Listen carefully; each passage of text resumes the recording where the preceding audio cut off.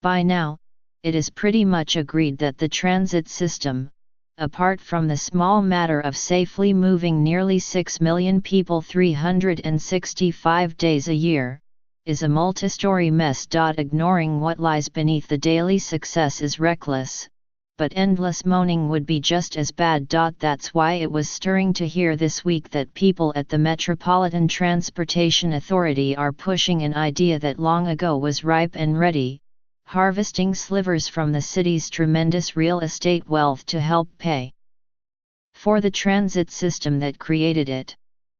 New York has a long history of not doing this, of providing mass transit to real estate owners, making them rich, but not getting anything directly back. It would be as if building owners did not have to pay water charges for the city reservoirs in the mountains and miles of aqueducts that make habitation possible. Mass transit irrigates skyscrapers.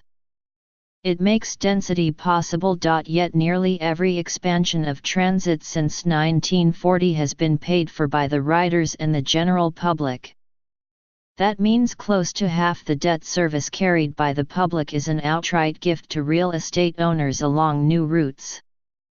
It has become embedded as an entitlement. Now, it seems, perhaps for the first time, the MTA, including the governor's appointees, wants to change who will bear the costs for new projects.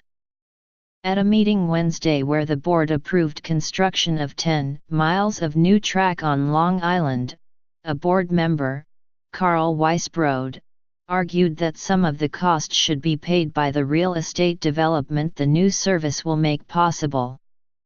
The urban planners call it value capture. The chairman of the MTA, Joseph Jalhota, replied, "All future projects will take that into account." He said the agency would ask for legislation to make it practical, and Patrick J. Foy, its president, is leading the effort. Not a century too soon. Faced with billions of dollars in new projects to pay for, and with debt now taking up 3 times as much of the mass transit budget as in 2003, other board members chimed in. "I know from my standpoint as a real estate owner, when public transportation is built in front of my buildings are worth more, and I should pay more of a proportion of that cost." Scott Riekler, an MTA board member and real estate developer, said on Wednesday. The new Long Island track, to run between Floral Park and Hicksville, has been talked about for 40 years. 2 years ago, it was estimated at $1.5 billion, and 6 months ago it was $2 billion. James E. Vitiello, a board member who leads the agency's audit committee. Just last week, the board learned it was $2.60 billion. The cost scourge is similar to that of East Side Access, a colossal underground labyrinth and cavern that are bringing the Long Island Railroad into Grand Central Terminal, Mr. Vitiello noted. The first price tag of $4.3 billion has grown to $10.8 billion, he said, and signs are that it will climb yet again. As a matter of scale, he said, just paying for those 2 projects, the new track and East Side Access, would take up every cent of business taxes collected in the entire state for 2 years, or all the property transfer taxes for 6 years. The MTA receives taxes on mortgages recorded inside the 12 counties it serves and certain real estate transactions.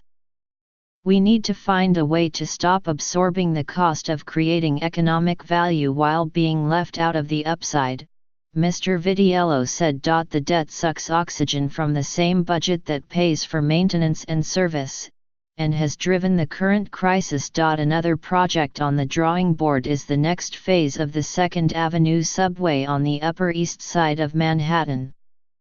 Soaring property values along the first 3 stops are already evidence of the line's worth, said Charles Moerdler, another board member, urging that capturing some of the value in the next phase was essential. Value capture has hazards.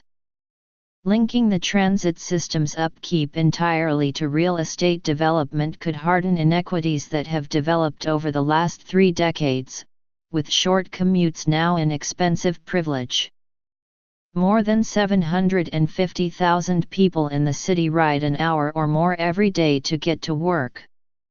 Most of them have incomes under $35,000. Other cities have made value capture work, or are trying. The Hong Kong transit system owns malls, shops, and parts of skyscrapers, profitable investments that help pay for transit expansion and keeping fares low. Chicago has created special tax districts to support its system. Other American cities have done it, too, among them, San Francisco, Washington, Seattle, Denver, Los Angeles, Houston and Dallas. Money has been left on the table, Mr. Foy said. We don't want to do that anymore.